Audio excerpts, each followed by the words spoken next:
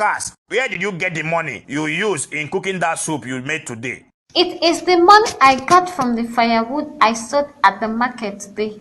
Dorcas, you mean you entered into the bush to fetch firewood? Yes, I did that. Since there is no food in this house, what did you expect me to do? Or are we gonna keep expecting village people to be feeding us? I have to look for a way to put food on our table. Yes, Daddy.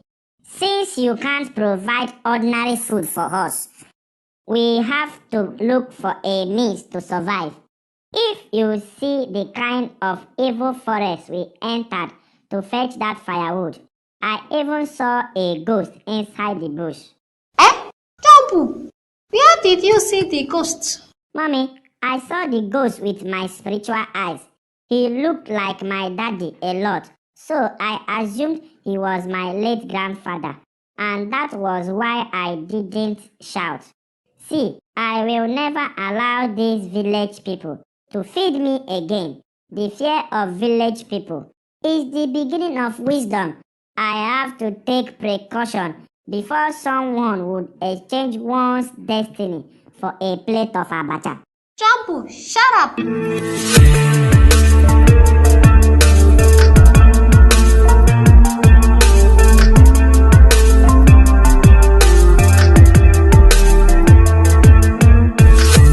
Charity and Flora, I'm totally confused. I have messed up my life. Imagine my stepbrother just gave me that money.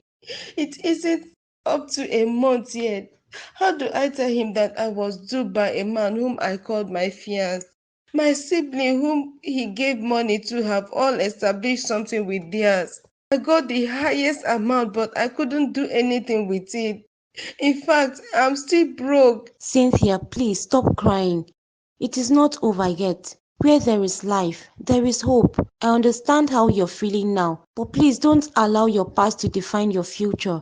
Learn from the past, pick up your pieces and forge ahead. To err is human, and to forgive is divine. Please, don't take your life. You're still precious in the eyes of your maker. Please, be strong, my friend. All will be well.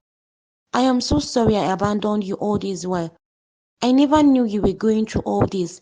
Thanks to Flora who cajoled me here. Oh, had it been we didn't show up today. The devil is a liar. Cynthia, please don't ever attempt suicide again. You can count on us for support. Henceforth, despite whatever has happened in the past, let's forget them all. The past is the past.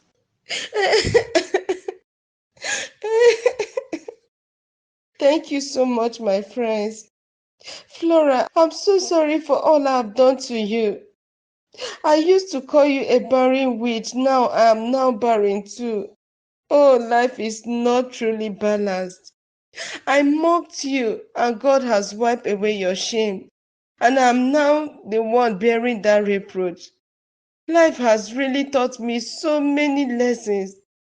Do not mock anyone because of any condition they can't change themselves, or else God might just put you into that same condition and you realize how painful it is. Indeed, karma is real.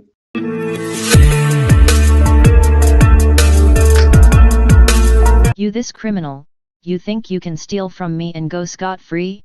You must be joking. Now listen to me. Maybe you don't know me well. Let me briefly tell you amazing things about myself. I am a chief judge and a renowned politician in this country. I have never lost a court case, neither have I lost any battle. Over 1,000 people are in jail in this country because of me, and you sure gonna be joining them soon. Please, sorry madam. Don't send me to jail, please. Instead, deport me back to my country. I am begging you. Shut up, nigga. Next time don't cut me off that way, nuisance. Now listen to me, you are not going back to your country. You gonna rot in jail here. Please ma, I beg you, don't send me to jail. Forgive me, please. I won't steal from you again. If I am to release you, it's only gonna be on one condition. Okay madam, anything, just say it. I will do it. Fascinating answer. You know, the very first day I set my eyes on you, nigga, I think I felt some spiritual connection between us. And as a lonely widow for 35 years now, I have been yearning to have a young blood like you to keep my weak bones warmed. And you know what? I want you to do that job for me. You gonna firstly denounced your citizenship from the country you came from. After that, we gonna head for a court wedding and finally you would become my baby boy for life. So you have the choice to choose between being in jail for the rest of your life, or being my baby boy for the rest of your life. Now nigga pick one option. Mommy, I missed you so much. I couldn't concentrate when we went back to school. I felt like running away from that school to go look for you. Me too, Mom. I couldn't sleep well. Was dreaming about you almost every night. Mommy, please, don't abandon us again. Yes, Mom. Please, whatever issue you and my dad have, please try and settle it. I don't want you out of this house again. Alright, darlings. Firstly, I apologize for my absence in this house when you return for holiday. Secondly, your dad and I have resolved the issues we had, and I'm glad to tell you that. And now, best friends. Wow, good to hear that, Mom. Yeah, we are now friends and she's never leaving this house again. I am sorry for all those harsh words and strange attitudes that I displayed in the past. I promise it will never repeat itself again. Daddy is now a changed man and your mom is the best woman on this earth for me. Wow, kudos to you, Mom. I'm so glad to hear this. Thank you, my angel. I am so glad to have you around me again. I pray God continue to preserve and protect this family. Amen to that. One more thing, kids. I am glad to announce to you that your mother is now an award-winning international chef. She has won several culinary competitions and she is now a celebrity with her faces in magazines, newspapers, billboards, and many more. We now have a celebrity in our house. I am absolutely flabbergasted. And I am totally mesmerized. Oh my goodness. Please, you guys should not kill me with laughter tonight. Young lady, please remind me your name again. I'm Cynthia, sir. So Cynthia, you said you got my number from where? From a radio program, sir. I heard you saying you needed a wife for your father. Yes, I need a wife for my father. But I said I want a woman from 40 years and above. I am sure you are not up to 40, or are you? No, sir. I'm 32.